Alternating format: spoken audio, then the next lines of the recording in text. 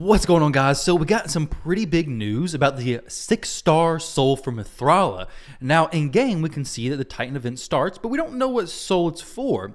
But if you come over to Raid's official YouTube page, you can see they made a community post saying this is going to be a perfect soul at 1-star, and then split souls from 2-star to 6-star. That means you can get the best level of soul for Mithala by just doing this event. You don't have to do everything. There's going to be a grand total of 1750 points, and you'll only need 1500 to finish it. Now, with that said, if you come over here and look at the Plarium Play calendar, I am going to go over some souls for Mithala and some ideas for her. But if you look at the Plarium Play calendar, you can see that there's a Hero's Path event that's going to give you some Serpent points. There's a Deck of Fate event that's going to give you some Serpent points. So basically, you're going to have some events that are usually not very friendly as far as, if you're low on resources, it's going to be very difficult. So Deck of Fate and Hero's Path are usually pretty difficult to complete because more so the Deck of Fate, because it's behind random cards. So you could essentially flip every card and not get all the points until the very last card.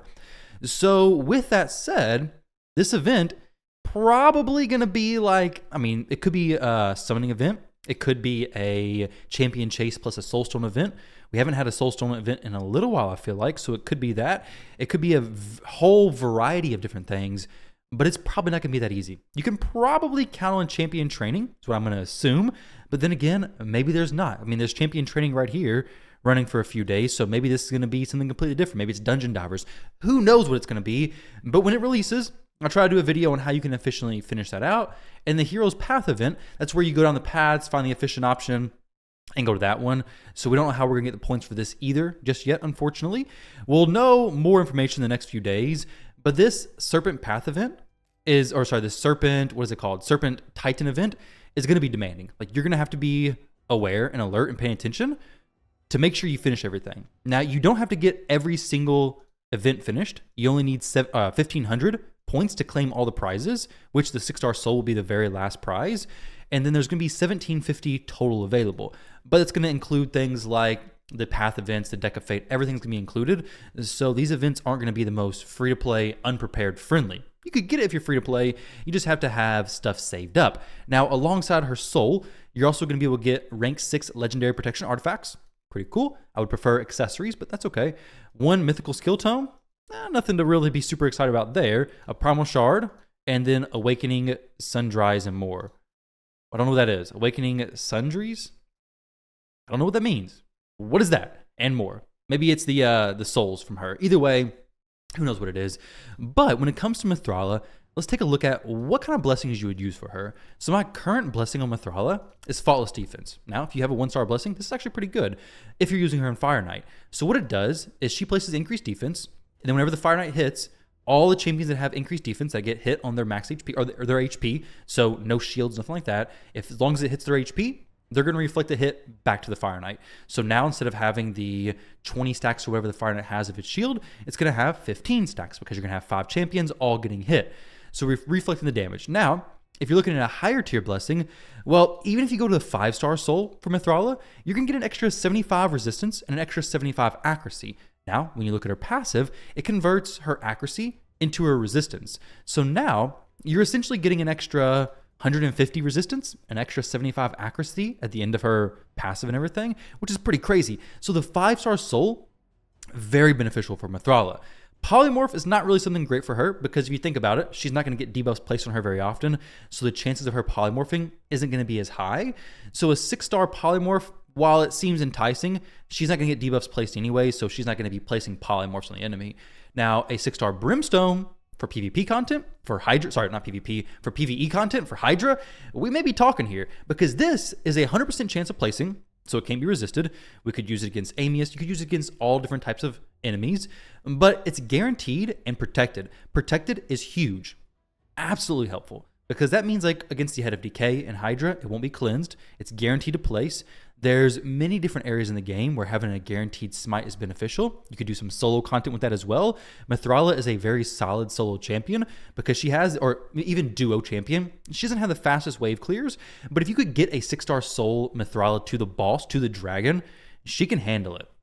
Because she has the poisons on the A1, if she has the brimstone on the tier 6, or the 6-star soul, she's going to be looking very good. Some other things, these I don't know about. Cruelty even, like a 6-star Cruelty on Mithala.